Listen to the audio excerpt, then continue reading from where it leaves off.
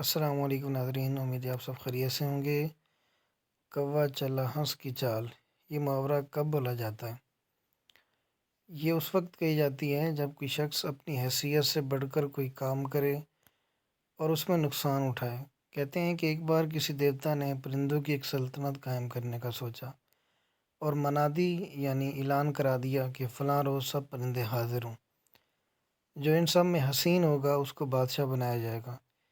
ایک کالے کوے کو بادشاہ بننے کی بڑی تمنا تھی۔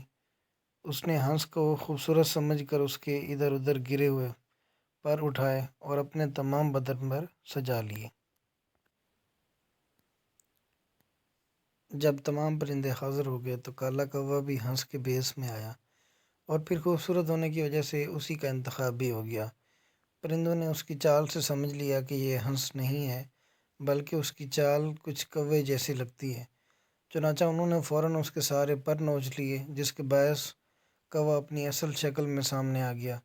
لہذا اسی وقت سے یہ مثل بھی مشہور ہو گئی، کوا چلا ہنس کی چال۔ تو بچوں، یہ مثل بھی بہت مشہور ہے اور اکثر بولی جاتی ہے۔